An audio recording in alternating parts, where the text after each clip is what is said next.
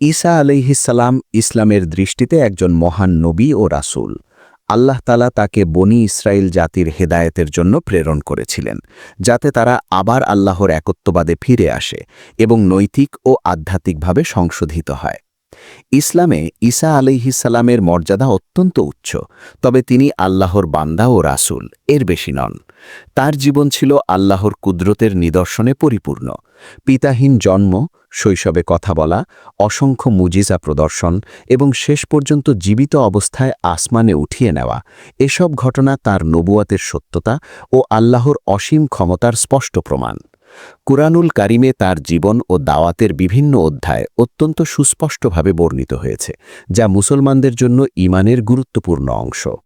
ঈসা আলাইহিসসালাম এমন এক সময়ে জন্মগ্রহণ করেন যখন বনী ইসরায়েল জাতির মধ্যে ধর্মীয় অবক্ষয় চরম আকার ধারণ করেছিল। আল্লাহ তাদের জন্য তাওরাত কিতাব নাজিল করেছিলেন এবং বহু নবী প্রেরণ করেছিলেন, কিন্তু সময়ের সাথে সাথে তারা সেই কিতাবের অনেক বিধান বিকৃত করে ফেলে। ধর্মীয় নেতার একটি অংশ নিজেদের স্বার্থে সত্য গোপন করত এবং সাধারণ মানুষকে বিভ্রান্ত করত। ইবাদত হয়ে উঠেছিল লোক দেখানো ও আনুষ্ঠানিক, অথচ অন্তরে ছিল অহংকার, লোভ ও দুনিয়ামুখিতা। সমাজে সুদ, জুলুম, অন্যায় বিচার এবং দুর্বলদের ওপর অত্যাচার স্বাভাবিক বিষয়ে পরিণত হয়েছিল। এই অন্ধকার ও বিভ্রান্তিকর পরিস্থিতিতে আল্লাহ তাআলা মানবজাতির প্রতি দয়া করে ঈসা আলাইহিসসালামকে নবী হিসেবে প্রেরণ করেন, যেন মানুষ আবার সত্য ও ন্যায়ের পথে ফিরে আসে। ঈসা আলাইহিসসালামের মাতা মারিয়াম আলাইহিসসালাম ছিলেন এক অতুলনীয় পবিত্র ও পরহেজগার নারী। তিনি ইমরান পরিবারভুক্ত ছিলেন, যে পরিবারকে আল্লাহ বিশেষ মর্যাদা দান করেছিলেন।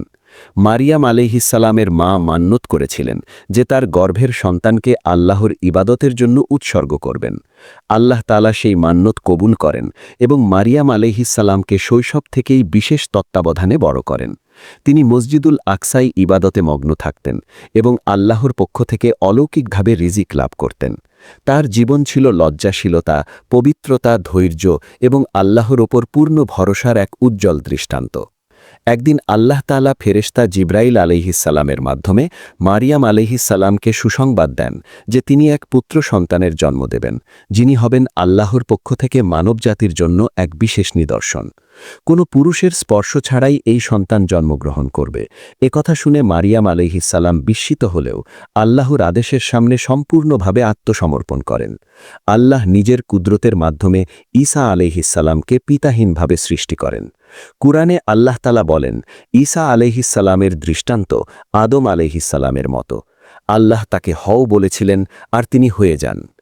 ঈসা আলাইহিসসালামের জন্ম ছিল মানব ইতিহাসের এক অনন্য ঘটনা। সন্তান জন্মের পর মারিয়াম আলাইহিসসালাম যখন তাকে নিয়ে সমাজে ফিরে আসেন, তখন লোকেরা তার চরিত্র নিয়ে কটূক্তি ও অপবাদ দিতে শুরু করে। তারা এই অলৌকিক ঘটনার প্রকৃত রহস্য বুঝতে ব্যর্থ হয়। এই কঠিন মুহূর্তে মারিয়াম আলাইহিসসালাম গভীর ধৈর্য ধারণ করেন এবং আল্লাহর ওপর পূর্ণ ভরসা রাখেন। তখন আল্লাহর হুকুমে সদ্যজাত ঈসা আলাইহিসসালাম কথা বলেন এবং নিজেকে আল্লাহর বান্দা হিসেবে পরিচয় দেন। তিনি ঘোষণা করেন যে আল্লাহ তাকে কিতাব দেবেন এবং নবী বানাবেন। একই সঙ্গে তিনি তার মায়ের পবিত্রতার সাক্ষ্য দেন। এটি ছিল তার প্রথম মুজিজা এবং নবুয়তের এক স্পষ্ট নিদর্শন। শৈশব থেকেই ঈসা আলাইহিসসালাম জ্ঞান, প্রজ্ঞা ও আত্মসংযমে অনন্য ছিলেন। তিনি দুনিয়ার ভোগবিলাস ও অহেতুক কাজে আগ্রহী ছিলেন না। বিনয়, দয়া, নম্রতা ও আল্লাহ ভীতি ছিল তার চরিত্রের প্রধান বৈশিষ্ট্য। আল্লাহ তাআলা তাকে অল্প বয়সেই কিতাব ও হিকমার জ্ঞান দান করেন। মানুষের প্রতি সহানুভূতি ও দরদের মনোভাব তার স্বভাবের অংশ ছিল, যা তাকে সমাজে সম্মানিত করে তোলে। যৌবনে পৌঁছে ঈসা আলাইহিসসালাম নবুয়ত লাভ করেন।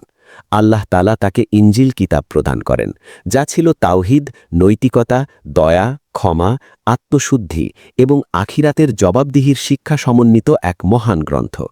তিনি মানুষকে আল্লাহর একত্বে বিশ্বাস করতে, আন্তরিকভাবে ইবাদত করতে এবং পার্থিব জীবনের চেয়ে পরকালের প্রস্তুতিকে বেশি গুরুত্ব দিতে আহ্বান জানান। তিনি তাওরাতের সত্য বিধানকে সমর্থন করেন এবং মানুষের হাতে বিকৃত হওয়া অংশগুলো সংশোধন করার চেষ্টা করেন। ঈসা আলাইহিসসালামের দাওয়াত ছিল অত্যন্ত হৃদয়স্পর্শী ও যুক্তিনির্ভর। তিনি সমাজের ন্যায় বিচার প্রতিষ্ঠা, দরিদ্র ও অসহায় মানুষের অধিকার রক্ষা এবং ধনীদের অহংকার ভাঙার আহ্বান জানান। তিনি লোক দেখানো ইবাদত, ভণ্ডামি ও ধর্মের নামে ব্যবসার কঠোর সমালোচনা করেন। তার বাণী সাধারণ মানুষের অন্তরে গভীর প্রভাব ফেলে এবং অনেকেই তার আহ্বানে সাড়া দিয়ে সত্যের পথে ফিরে আসে। আল্লাহ তাআলা ঈসা আলাইহিসসালামকে বহু মুজিজা দান করেন। তিনি আল্লাহর অনুমতিতে জন্মান্ধ ও কুষ্ঠরোগীকে সুস্থ করতেন, মৃতকে জীবিত করতেন, মাটি দিয়ে পাখির আকৃতি বানিয়ে তাতে প্রাণ সঞ্চার করতেন এবং মানুষের গোপন বিষয় সম্পর্কে অবহিত করতেন। প্রতিটি মুজিজার ক্ষেত্রেই তিনি স্পষ্ট করে বলতেন যে এসব ক্ষমতা তার নিজের নয়, সবই আল্লাহর ইচ্ছা ও অনুমতিতে সংগঠিত হয়। এর মাধ্যমে তিনি মানুষের অন্তরে তাওহীদের বিশ্বাস আরও দৃঢ় করতেন। ঈসা আলাইহিসসালামের কিছু নিষ্ঠাবান অনুসারী ছিলেন, যাদের হাওয়ারিয়ুন বলা হতো। তারা ঈমান, অনুগত্য এবং আত্মত্যাগে অনন্য ছিলেন। তারা তার দাওয়াত প্রচারে সহযোগিতা করেন এবং আল্লাহর পথে নিজেদের জীবন উৎসর্গ করতে প্রস্তুত ছিলেন। কুরআনে তাদের ঈমান ও আন্তরিকতার প্রশংসা করা হয়েছে। ঈসা আলাইহিসসালামের জনপ্রিয়তা ও সত্যবাণী বনি ইসরায়েলের একাংশের জন্য হুমকি হয়ে দাঁড়ায়, বিশেষ করে ধর্মীয় নেতাদের জন্য। তারা তার দাওয়াতে ক্ষুব্ধ হয় এবং তাকে হত্যা করার ষড়যন্ত্র করে। তারা শুলবিদ্ধ করার পরিকল্পনা গ্রহণ করে, কিন্তু আল্লাহ তাআলা তাদের ষড়যন্ত্র ব্যর্থ করে দেন। ইসলামী আকিদা অনুযায়ী ঈসা আলাইহিসসালামকে হত্যা করা হয়নি এবং শুলবিদ্ধও করা হয়নি, বরং আল্লাহ তাআলা তাকে জীবিত অবস্থায় আসমানে উঠিয়ে নেন এবং শত্রুরা তার সাদৃশ্য একজনকে হত্যা করে বিভ্রান্তিতে পতিত হয়। হাদিস অনুযায়ী কিয়ামতের পূর্বে ঈসা আলাইহিসসালাম আবার পৃথিবীতে অবতরণ করবেন। তিনি দাজ্জালকে পরাজিত করবেন, পৃথিবীতে ন্যায় বিচার প্রতিষ্ঠা করবেন এবং মুহাম্মদ সাল্লাল্লাহু আলাইহি ওয়াসাল্লামের শরীয়ত অনুযায়ী জীবনযাপন করবেন। এটি হবে সত্যের চূড়ান্ত বিজয় এবং আল্লাহর প্রতিশ্রুতির বাস্তবায়ন।